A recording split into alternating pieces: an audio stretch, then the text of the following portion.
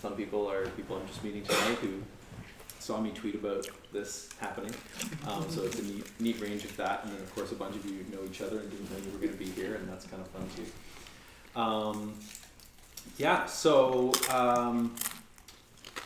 This is the salon. High level orientation for people who are wanting that is that I'm going to talk for some number of minutes, between like 20 and 30, and I'm going to like not just talk at you, I'm going to like try to have you notice things and notice each other and stuff. And then we are going to break into 3 little groups and try to emerge a tiny amount of collective consciousness in those groups, and then we're going to come back and reflect on that a little bit, and then just kind of hang out a little bit more. So that's kind of the idea. A lot of the stuff I'm going to be talking about is things that I've shared with people a bit one-on-one, but I don't have things detailedly scripted out, so it's going to be pretty improvisational and flowy, and just kind of like seeing what people notice. And that's broadly how I like to do things. Reese, do you want to say just a little bit about Roote and why you guys are helping host this? Yeah. Host this thing? Thank you, Malcolm, and hello everybody. My name is Reese, like Reese's Peanut Butter Cups or Reese Witherspoon. I think it's awesome that we're hosting this event. I mean, I want to give Malcolm lots of props for we've been kind of vibing on similar things, and he was like, we're just like, let's go do this. Like, let's actually make it happen. It's just like, it's easy. We'll post on Twitter, and we'll make a Facebook group, and then let the folks exist. Roote is we're like a non-profit startup studio that is, we're at the end of the industrial age, the beginning of the information age, and so we're thinking a lot about the information age is really intense and very like overwhelming, and we want to make it more like a wisdom age. And so with that, these kind of interpersonal relating pieces are a good way to build wisdom within oneself and build wisdom in the collective. And so that's why we're interested in helping, as our technology gets more intense, having the wisdom that we kind of upgrade ourselves to kind of align it with the technology. So that's kind of us, and happy to be here, and thank you for running it. Mm-hmm. And also, wait, let me say one other note, which is the, and I'm not sure, I'll do this at the end, but there's these spaces, this is part of the Haight Street Commons, and I live upstairs, and so this space and that space are, for anybody to use. You can just, there's like a little email on the, like over there if you look at it, and we're using this space, and I'll also ask for like a $10 donation or whatever to like keep these spaces like for and by the people. And as a related note, Jason's also running amazing like the neighborhood, which will have similar kind of community spaces. So we're just kind of building out this network of third spaces that we can run similar stuff like this going forward. Yeah. I would say that and the neighborhood vibe is part of why I was excited to run this in San Francisco rather than e.g. in the East Bay or something like that. It was a sense of kind of deepening feeling into all of that. Cool. So I'm going to start with a little exercise that I've done probably dozens of times with people myself, but this will be my first time getting a group of people to do it with each other. And I want you to find a partner, somebody sitting next to you. If you don't have a partner, you can vibe with me. And then we're going to do a very tiny thing. So find a person right now.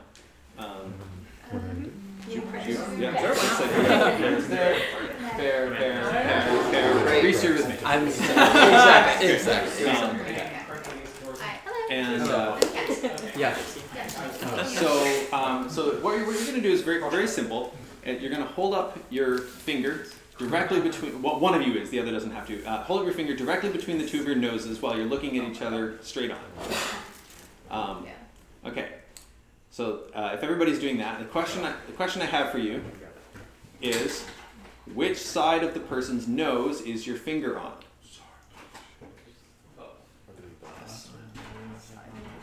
Yeah. Try closing your left eye. To your left. Oh, let's see.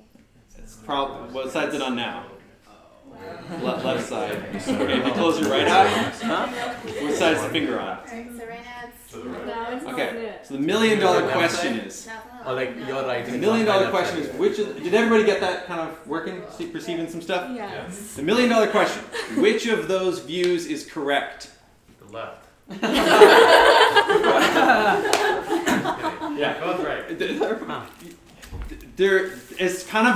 actually not a $1 million question. It's actually a very useless question. You might say correct for what, but it's also like, if you ask that question, you try to like argue between your left eye and your right eye, like, which one of these is right? You know, I've got to figure out the correct answer here. If you try to like run that argument, you're missing something way cooler that you can do with the fact that your eyes are reporting something different, which is called depth perception. Your brain is just doing this all the time without you even noticing. Your eyes, in some sense, disagree, and your brain is like, cool, well, what can we do with that? And the answer is something really neat. You can see deeper into the world. You can have a much richer sense of the world. In addition to depth perception, there's also like error correction and some other cool like resolution, virtual lensing stuff that goes on. But depth perception is the most obviously cool thing.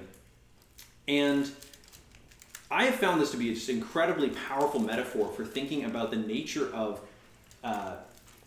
when two people say, oh, we're seeing this differently. It's like, does that mean one person is wrong? I mean, maybe, but not necessarily. I mean, your eyes are seeing things differently, and neither is per se wrong. I mean, they both have a blind spot, and that's part of what they use the error correction for too. But they're not in an argument of some difference of opinion, of some logical premises that are missing. No, they're looking from two different perspectives, so of course things look different. So one thing that's been really powerful for me is seeing how if you think of conversations as being like, I'm an I. If I'm talking with Reese, like I'm an I and he's an I, and the two of us are I. Yeah. So we have these two I's. And we're like form some sort of we, maybe, and then we're trying to perceive stuff together. We're trying to make sense of the world together, and we're seeing things differently. Of course we are. He's looking at my face. I'm looking at his face. Very concretely. He's seeing the TV behind me. I happen to know it's there, and I can see it in the whatever. But like, and so we're seeing things differently. He's got all of his experiences. When we were starting to design this event, he was saying, "Oh, I like the word pluralism to talk about this," and I'm like, I don't know if I really like the word pluralism. It's like, okay, well that's a difference. How do we see the deeper depth of what pluralism has to offer as a word for describing some of this stuff, while also seeing what I'm seeing about some way in which pluralism feels like not an adequate word. Somebody on Twitter was recently talking about they don't like the word coherence to talk about getting groups deeply in sync because it's sort of, coherent light is when it's all exactly the same. And it's like you don't want everyone to be exactly the same. You actually want a deep multitude of different perspectives and to kind of bring them all into what? Well, it's not coherence, it's something else. What is a good word for that? And so finding the different angles of things, literally seeing from different angles, is a way around or a way through the kind of thing that often stops people up when they're having some sort of difference in, what should we do, right? A very pragmatic question. What now? Okay, we're running a startup. What now? We're a married couple trying to figure out where to move. What now? Like how do we navigate that? We're two people on an adventure at Burning Man. What now? Like where do we go? Right? Like what's the how do we make a decision together? And we're going to be seeing different things. We're going to be wanting different things. I mean, that's part of what's going on also is like, we're deciding what restaurant to order from and, you're vegan and I'm gluten-free or whatever. Like we're going to have different desiderata for figuring out where that's going to be. So I've bitten off a lot. I don't know how much of it I can chew tonight. I mean, I was sort of noticing, okay, I'm talking, collective perception, collective sense making, collective acting in the world, and on all time scales from a single conversation to a lifelong partnership. That's a pretty big range of stuff. But as far as I can tell, there are some, I don't have a bunch of best practices or like tips or like, we're going to be using a little conversation form later, but that is just a form for, for conversations, and it's pretty loose. What I have is a bunch of invitations into new ways of seeing things. And so, this thing with the finger and the nose is one of those, and it's one of my favorites. I also have a fun little object here, which you'll notice probably looks like an arrow pointing to the... Point it further down. Yeah, it's like it's an arrow that points this way. And so if I turn it around, it should be an arrow that points that way, right? It turns out it's not. It's an arrow that still points this way, which means that if you're looking at it with somebody else from different angles, you'll both see an arrow, but it'll point in opposite directions. It's like, what is going on with that, right? And so you can get this thing where it's like, you know, you think the other person's crazy. You're like, oh, obviously it points, you know, this way or whatever. And this is, you know, similar with the fingers, right? But it's like now you've got it between the two of you where I'm seeing one thing, you're seeing something else. And how do we make sense of that? You know, you must be crazy. Like, I mean, maybe, but even if somebody's crazy, they're still seeing something and not something else. It's like, you know, so I'm going to bring in another lens here. There's a framework called Coherence Therapy. Well, the framework's called the Emotional Coherence Framework. And the basic idea with that is they were trying to figure out why therapy works when it works, which is a classic question to be investigating. And what they came up with was that what it involves is, in order for therapeutic change to happen, you need a couple of things. And one of those is, like, you have some problem, right, that you go into the therapist with. You're like, I keep staying up way too late. You know, it's very concrete. And you're like, this doesn't make any sense. I keep staying up late. I'm exhausted every morning. Okay, well, this doesn't make any sense. Well, if it doesn't make any sense, why are you doing it? Your system is kind of a sense-making organ. So what I like to say is, if it didn't make any sense, you'd be doing some other thing, which might also apparently be senseless. And you have to find, in order to succeed at therapeutic change, not necessarily with a therapist, but even just, you know, in terms of your own self-understanding, you have to find where the sense is that it makes to be staying up late. You have to find the perspective in yourself from which staying up late is actually a solution to a problem and not a problem itself. And then you got to bring that in dialogue with the part of you that's like, yeah, but I really hate being exhausted in the morning. That sucks. You know, I hate, you know, passing out when I'm trying to listen to my teacher or my boss or my lover, or, you know, trying to drive or whatever. Like, you know, you've got some sort of problem, right? And you've got to, you know, bring that in dialogue with this, and sort of maybe you discover, oh, this is not actually a very good solution to this problem, or maybe it's a solution to a problem that I had before, which is like previously the only time I would have quiet to focus to myself was if I stayed up really late. But now I actually can just do that elsewise because, like, I'm an adult or whatever. I'm not, you know, or I'm not in a situation where I need to do that in order to get space.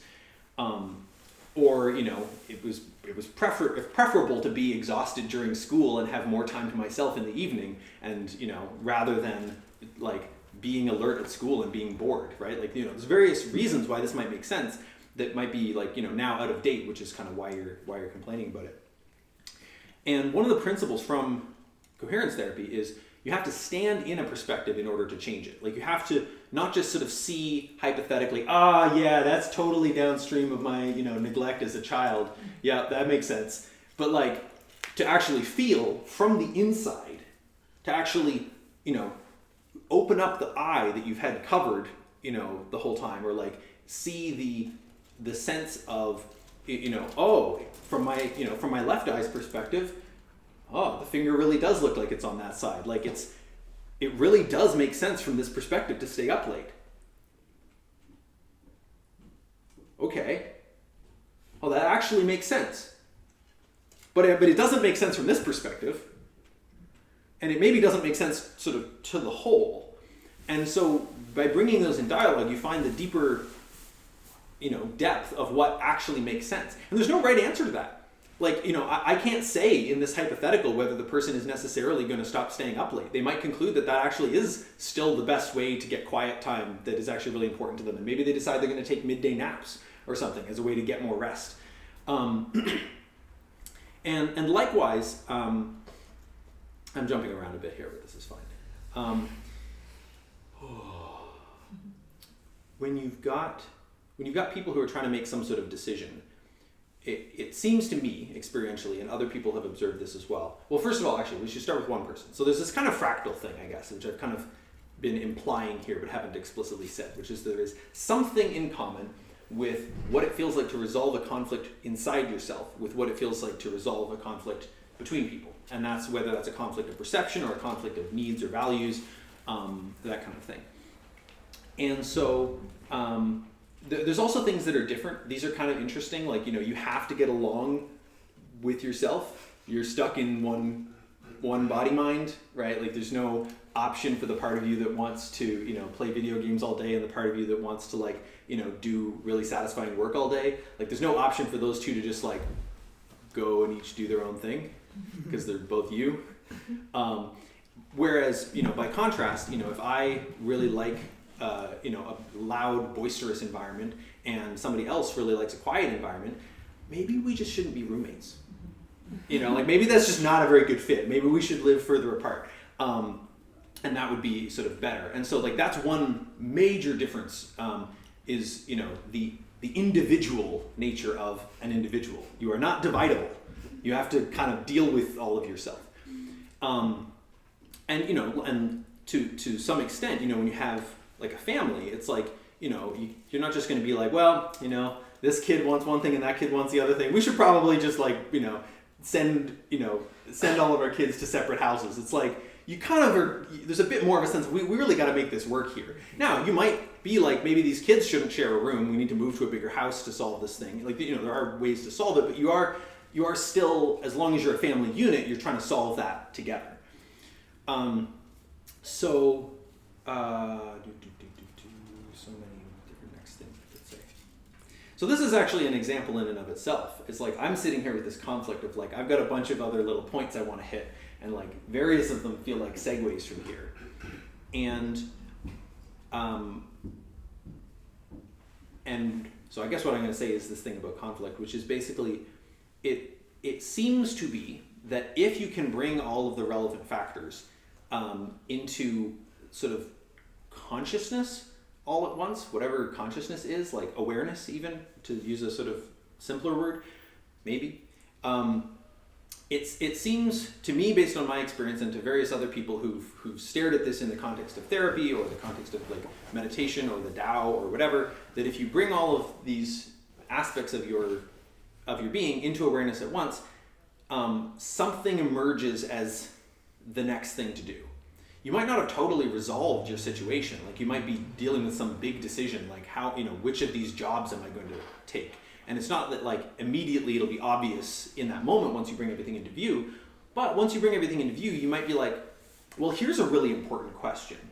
You start to notice, here are the kind of the core pieces. And when you're working with something, smaller, it might be that things just resolve. You're like, man, I really would like to go out for dinner tonight because I don't feel like cooking, but on the other hand, it would be really nice to not have to put my shoes on right now. And you just, like, feel into that until there emerges an answer. And it seems that this just kind of happens, given adequate bringing all of the factors into awareness. I don't quite know why that's true. I mean, but it sort of seems like maybe that's what awareness is for, or, like, what consciousness is for. And so then the puzzle is, like, can we do that as a group?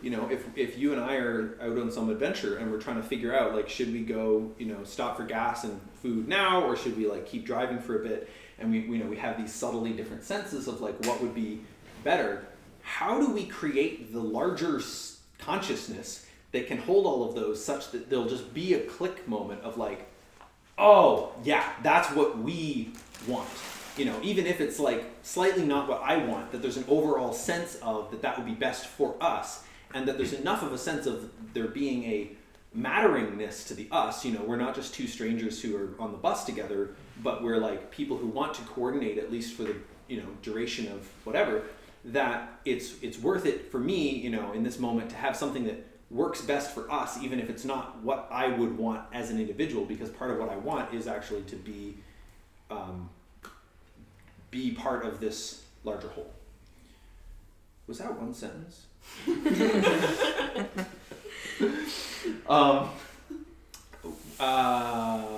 Yeah. Cool. I've got a couple other case studies. I just want to kind of pause, check in. Where are people feeling? What's present? What's alive? Does this feel, like, obvious? Does it feel, like, totally weird? Also welcome. Yeah. Also welcome, Richard. can I ask a question? Yeah. Okay. So when you're talking about, the self, first of all, I thought it was kind of a cool point about like how, in the individual, you actually need to reach, not consensus, but you need to reach a decision because you must like integrate. Although, surely that's not always true because people don't always do that, and there's like interesting pathologies that are probably like could be described by a failure to do what you were talking about. Totally. But that's kind of just a side point. The question is like, okay, so you bring all these things into consciousness or awareness, right? Whichever. And something then, like something happens, Yeah. right? Can you comment at all about what that mechanism is? Because it's not like, it's not the act of bringing them into awareness enables that somehow, but surely there's some kind of something happens. Something must be happening. Yeah. So so half an answer maybe to that comes from the perceptual control theory model. If you're familiar with predictive processing, it's like sort of isomorphic to that, but with a figure ground inversion that makes it a lot more intuitive because you don't end up saying things like people are trying to minimize surprise, which is just demonstrably untrue in the normal uses of that word. So PCT is a model that says you've got a whole bunch of control systems in your brain and body mind, which are kind of like thermostats. Like they have some set point for something. But you might ask, like, okay, suppose we had a thermostat on the wall, it has a set point and it'll like run the furnace if it gets too cold. I don't know if San Francisco has thermostats. We have one. But anyway, it'll run that when it gets too cold, but like, who sets the thermostat? Well, you do. And how do you know what's too cold, right? Like you have some sense of what the right temperature is. And so there's a big giant network of those all the way down and all the way up. Whatever is at the top is like slightly unclear. But where am I going with this? Oh yeah, so suppose that you've got two goals. You're driving down the highway, you're like, I want to get to this event on time, and also I want to be not speeding. And it turns out that those two things are not possible. And you're like realizing this. You're like looking at your little GPS, and you're like, I'm not going to get there on time if I don't speed. What happens?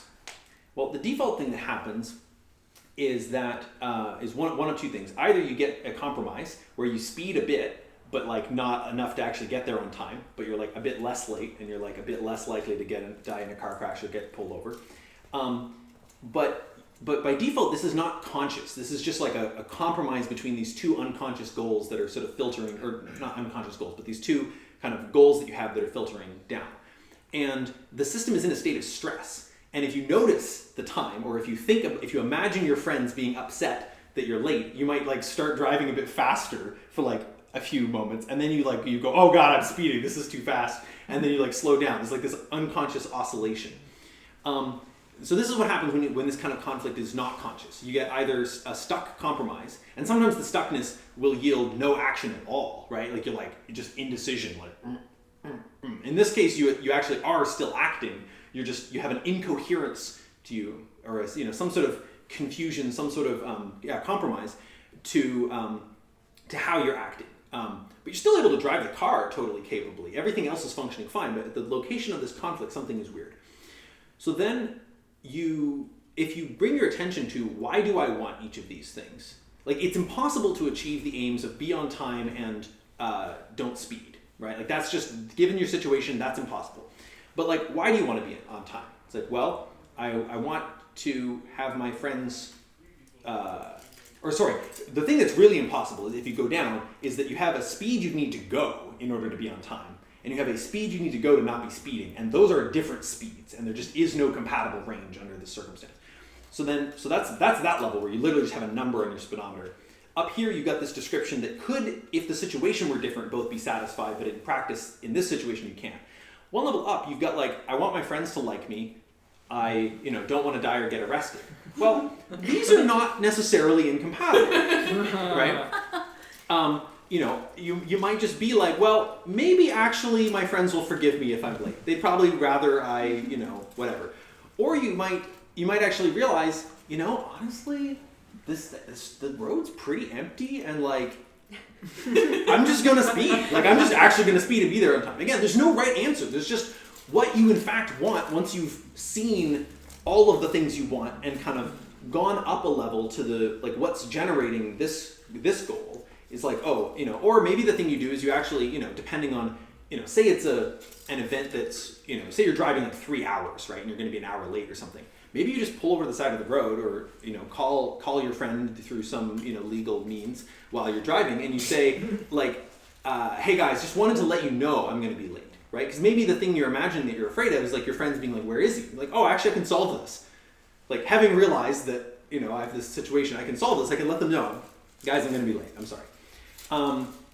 And so it's like by going up a level in terms of what's generating the things that you care about, you can sort of find like win-win solutions that you can't find if you're sort of stuck at this level. And that seems to be true for people as well. But achieving that is predicated on the idea that what you want is in fact a win-win. And there's a whole bunch of theory I could go into there. Yeah. I just want to riff off of some thoughts. Is that okay? Let's try it. Okay.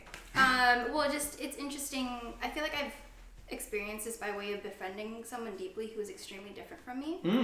I mean, it's this long runway of like a 2-year friendship in which like she's a very independent, self-contained person. I'm more open and like I engage in like conversation and conflict resolution, and we've like learned these behaviors from one another. And it's quite literally like we are pointing out each other's blind spots constantly. So we learn those within us to integrate those perspectives within ourselves and then hold the capacity to embody each other's like strengths and weaknesses within ourselves. And we recently talked about like the importance of like trust in friendship, and like trust being a macro container that makes these micro decisions, like it changes the micro situation because it exists within this friendship and trust of a macro. We know that like this little thing that could seem like a friendship ending thing actually within the container of our friendship changes, like we have more capacity to turn it into a win-win because of just like basically trust is the thing that changes our ability to turn something that could be deeply incompatible to something actually like not only compatible but like friendship strengthening. So I think I see the point, like taking the finger thing and like something seeming right or wrong, and then the point of unification to my mind in like a group situation is just this constant dialogue between opposing thoughts and reaching building trust from that constant dialogue between two people or multiple people. And I'm really trying to apply it to that group dynamic sense and how I like, maybe it's not, I'm curious how that would be accomplishable within like a short period of time, but if you can create that macro container of trust in which we can talk to one another about like creative solutions to reach win-wins, that'd be very interesting. Yeah, and you've hit on what I sometimes call meta trust, which is something like trusting that whatever arises between us, including, you know, small betrayals of some trust, we'll be able to sort it out in some reasonable, workable manner and amount of time. And you know, if you don't have that, then any little thing that comes up can be very anxiety producing. It's like, oh, is this going to be the end of our, you know, friendship or romance or, you know, working relationship or whatever? To the extent that you have a sense that you can in fact make headway on sorting things out together, then when things come up, it's like, oh, cool, like this is not the problem we intended to sign up for today, but now we get this little case study and we're going to find our way into you know, some new learning about each other and about the world from having to deal with whatever the situation is that's arisen. And so that's part of the role of trust. And I'll just add to that, like it requires the yes and of someone else's perspective. Exactly. Yeah. Like there was a situation where like we were in conflict and I expressed anger to this person, and outside of a container of trust, like that's just friendship ending. But I was allowed to express the full extent of my anger, let the anger be true. Like there were so many emotions in this one place that could seem really chaotic, but we just let them all be on the table, all be true, and somehow strengthen our friendship. Yeah. And it was like a really magical type of interaction. Cool. But only accomplishable by way of like extreme dialogue, a lot of self-reflection, and like 2 years of constant totally. like deep intimacy that doesn't like consume you. Yeah. Well, one thing you said just there, I'm going to start slowly segueing toward the breakout thing that we're intending to do. I have no idea how much time has been passing. But I'm going to start slowly segueing toward that. And one of the things about that, the dialogue form that we're going to use, which is approximately speaking going to be what's called Conversation Cafe, is one of the things that we do in this dialogue form is we speak into the middle rather than speaking to each other. Yes, yeah. And so that feels related to what you're saying. It's like, I was expressing all of this anger, but the way that you gestured it and the way that you said something about like, I was putting it all out there. It's like not like I was like, Kamehameha, like just blasting my friend with the anger. It's like, I'm just kind of being like, well, there's this and there's this, and what do we do with it, right? Which is similar to what I was talking about. It's like, oh, I got this desire, I got that desire. Do I speed to the picnic or not? Like, and being able to just put it all in the middle to be looked at together. And so in the dialogue that we're going to do, we're going to, put out things into the middle overall. And I've sometimes found, there's so many other little edges of stuff that I want to go into, but maybe this will just sort of be one of the last pieces. I've sometimes found that a really good conversation to me feels a little bit like, if you've seen somebody making cotton candy, and there's this way in which they kind of have the stick and they kind of like tease the cotton candy off of the side of the thing. Like you can't scrape it off. If you do that, you get like a chunk of sugar or something, right? Like, but you kind of just like gently just sort of tease it off and it makes this like fluffy thing. There's this way in which a really good conversation can be kind of like that. There's just this like subtle teasing out of everybody's perspectives into the middle, and then noticing ways in which, oh, that problem is actually a solution to that problem. Not bad, right? And if you try to solve this problem up front with a linear agenda, you would have been trying to come up with a solution to it, and then you wouldn't have already had this out in the middle, and vice versa. And so there's something that happens when you can just get more into the space. If I were running an event kind of like this one, but like for a team or a community that had some sort of decisions it was trying to make, rather than a collection of people that I've invited, I might do a form called dynamic facilitation, which is geared towards doing that with an eye to making decisions and sorting out problems and questions. But instead, the thing we're looking to do is just kind of invite people's perspectives into the room, and Conversation Cafe is better for that. I think I want to touch a little bit on why I call this the Superorganism Salon. So part of that is basically, I was talking about there's a fractal similarity between individual conflict and individual sanity, and wisdom and so on, and collective, consciousness and sanity and wisdom, and but there's also differences, and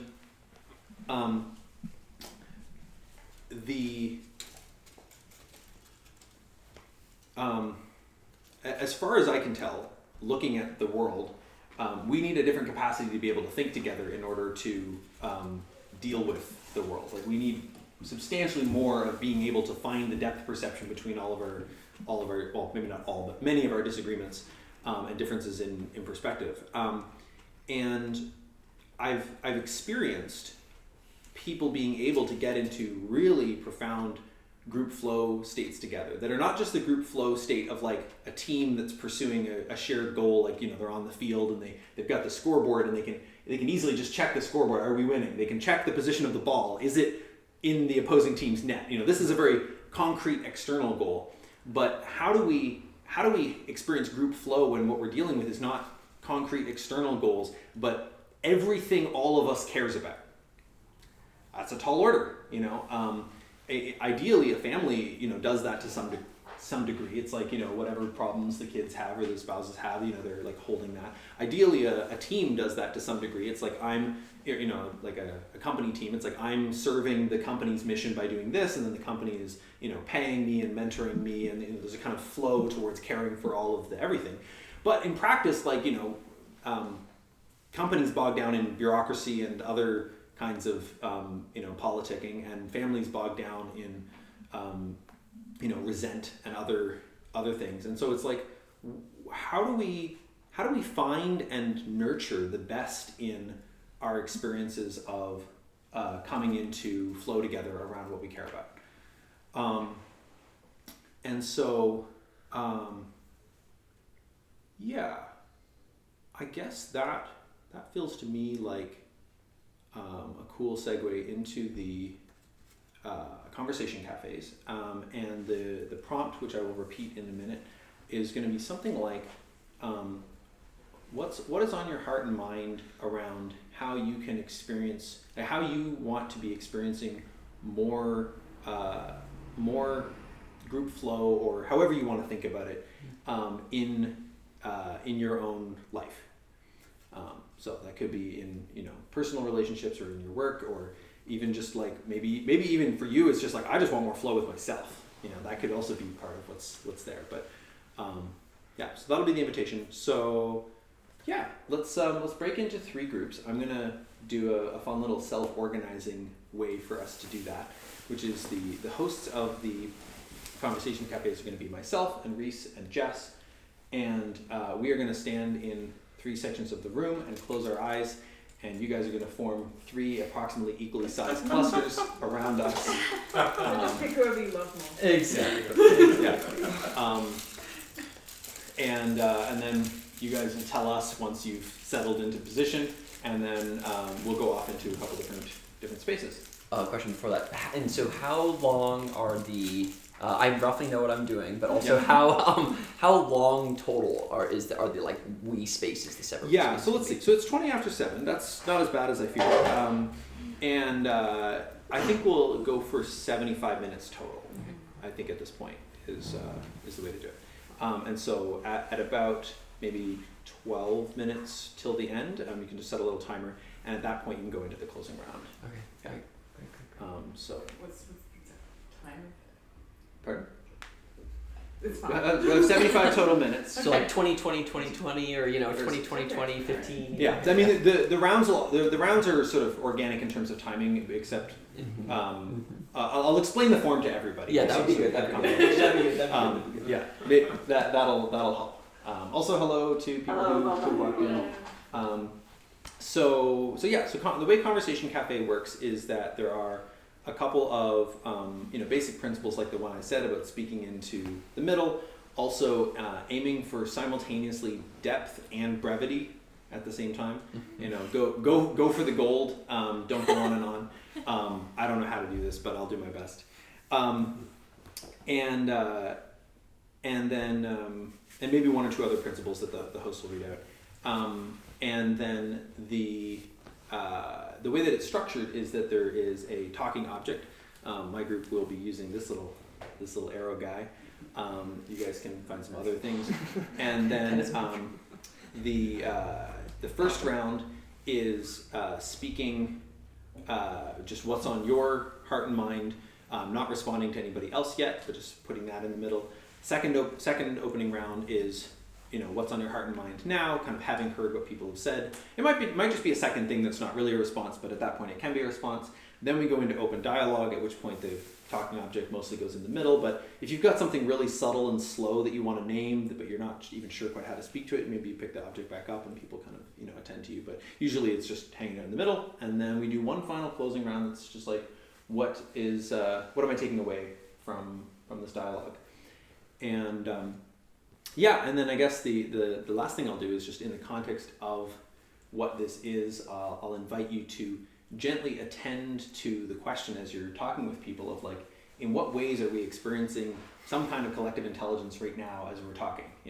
Where am I noticing us kind of building on each other? Where am I noticing that I feel disconnect? And just kind of notice that. You might name it, if that feels like the thing to name, but more just kind of, I would say name it if it feels like the thing to name, but that's not what I'm primarily telling you to do. It's more just like noticing what you're noticing and honoring that. Yeah, you said that the question that we're reflecting on is what is on your heart and mind about what you want for group flow in your life. Yeah. Can you say a bit more about what you mean by group flow? Yeah, so so that could be like I want.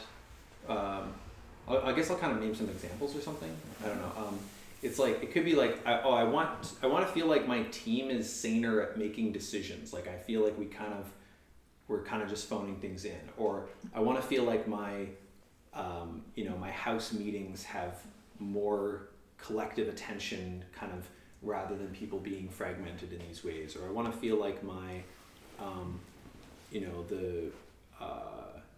my group, this course that I'm running, I want to feel like the learners are like learning from each other and really building on each other's knowledge, not just kind of being in isolation. Or it might be I want to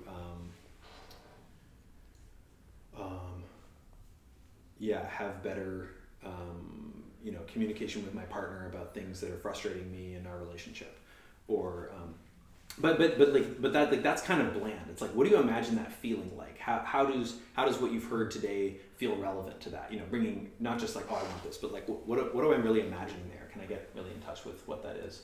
And then maybe people end up reflecting, to each other about what seems relevant. It's like, oh, well, a thing that my partner and I did that feels like kind of connected to what you're saying is this. I'm